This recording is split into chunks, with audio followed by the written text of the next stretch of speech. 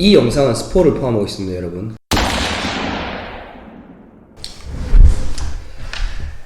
하나, 둘, 셋.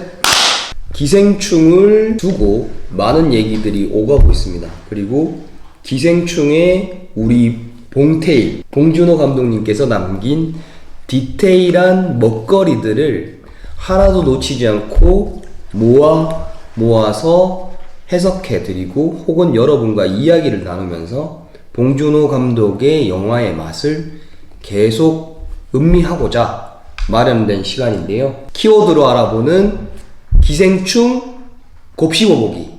계속 연속해서 촬영하고 있는데 보시는 분들은 짧은 클립으로 보실 테니 잘 즐겨주시면 좋겠고, 이번 키워드는 계획입니다. 계획이란 단어가 기생충에 굉장히 많은 빈도로 등장하고 있어요. 기억나시나요? 기훈의 가족들이 많이 사용을 하는 단어인 것 같아요. 기훈이라는 인물은 봉준호 감독의 영화 세계, 기생충 영화 세계 안에서 만들어져 있는 선, 그리고 계단으로 대변되는 그 계층 간의 간극을 자신의 계획으로 뛰어넘으려고 했던 꿈이 있는 인물입니다. 그래서 기후를 중심으로 어떻게 보면은 사건이 대부분 벌어지고 있다고 볼 수 있거든요. 여러분과 기생충에 나온 계획에 대해서 한번 토론을 이번 시간에 나눠보고자 합니다. 일단은 기우가 먼저 계획을 만들게 된 계기는 친구가 외국으로 유학을 가게 되면서 박 사장네 집에 침투를 하게 돼요. 처음에 아들이 그 영어 과외 선생님으로 들어가면서 계획을 짜죠. 신분증 위조.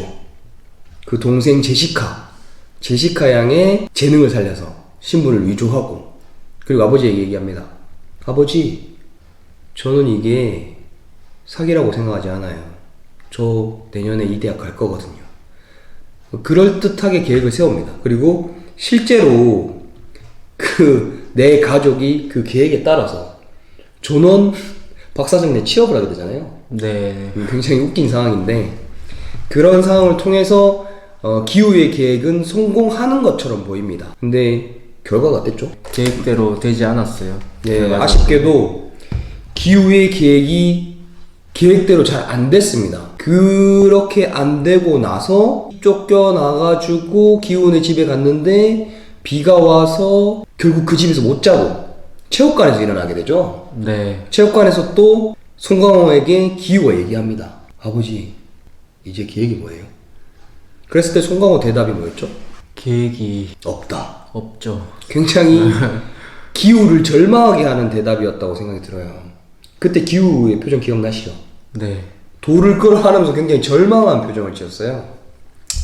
근데 여기서 이제 주목을 해봐야 될 것이, 이 영화에서 처음으로 계획을 얘기하는 사람이 기택입니다. 아버지. 아들이 뭔가를 하고 왔을 때 아버지 굉장히 자랑스럽다는 표정으로 아들아, 너는 계획이 다 있구나 라고 했던 거 기억나세요? 네. 그래서 뭔가 이 선을 넘고 계층을 뛰어넘으려는 이 모든 꿈 앞에서는 계획이라는 단어가 많이 등장하는데, 기우가 그 꿈을 설계하기 이전에 아버지 기택이 계획을 세웠었더라는 근거를 저는 좀 찾았어요. 기택은 아들에게 무계획이 최고 계획이다. 계획을 세우지 않으면 실패하지 않거든. 이라고 얘기하는데, 사실 영화에서 나오는 스토리는 이렇습니다. 기택이 2번의 큰 사업 실패를 한다고 나와요. 네. 첫 번째 사업은 뭐였죠? 첫 번째 사업 저 기억 안 나는데 두 번째 사업이 굉장히 크게 기억나요. 대만 왕 카스테라. 한때 유행이었던. 네, 한때 유행이었던 대만 왕 카스테라를 했는데 쫄딱 말아먹고, 가족이 지금 반지하에 살고 있는 원인이 사실은 기택의 계획 때문이었죠. 그죠. 여러분 그렇게 생각하지 않으세요? 뭔가 자영업을 해서 대왕 카스테라를 통해서 부를 쟁취하겠다 라는 큰 계획을 세웠었는데, 그 2번의 계획에서 남은 건 뭐였죠? 빚, 처절한 실패, 집, 반지하. 실제로 기후 이전에 기택은 계획을 먼저 세워서 실패를 해서 현실을 철저하게 인식한 인물이라고 보여집니다.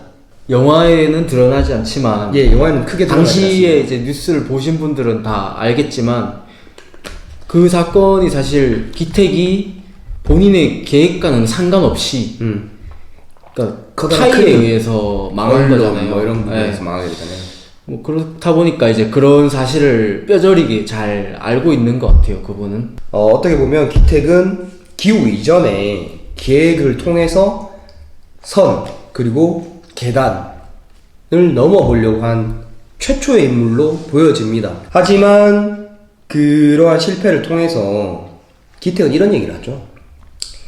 계획이 없으면 나라를 팔아먹던 사람을 죽이던 아무 상관이 없다고. No matter what, 나하고는 아무 상관없다. 결국 기생하는 삶을 선택했다는 거죠. 그 기본적으로 나라님과 기업인들이 자신을 지켜줄 거라는 아까 그 부부의 기생하는 사고방식과 굉장히 닮아 있어요. 또 영화에서 봉준호 감독이 던져놓은 근거가 하나 더 있죠. 지하에 살고 있는 그 남편이 대왕 카스테라 사업을 실패를 했어요. 네. 기억나시죠? 네네네. 똑같이 그 사람도 그러한 실패를 통해서 현실의 벽을 느끼고 기업가의 집 밑에서 기생했습니다.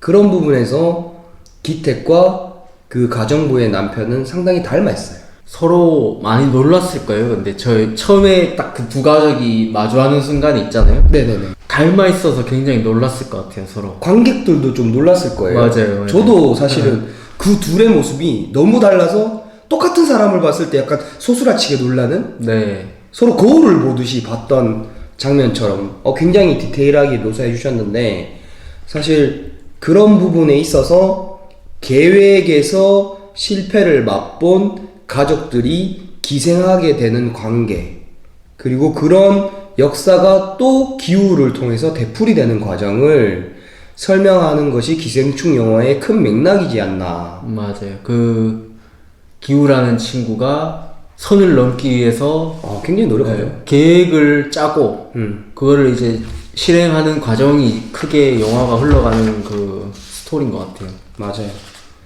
그래서 그 지금 말씀드렸던 내용을 여러분들도 한번 같이 고민을 해보시고 과연 우리 얘기가 맞는지 계획에 대해서는 저희가 놓친 내용도 있을 수 있으니 지금 댓글로 남겨주시고 그 댓글로 자유롭게 얘기를 하시고 그걸 바탕으로 저희도 이 기생충을 좀 더 곱씹어 볼 수 있는 계기가 되었으면 좋겠습니다.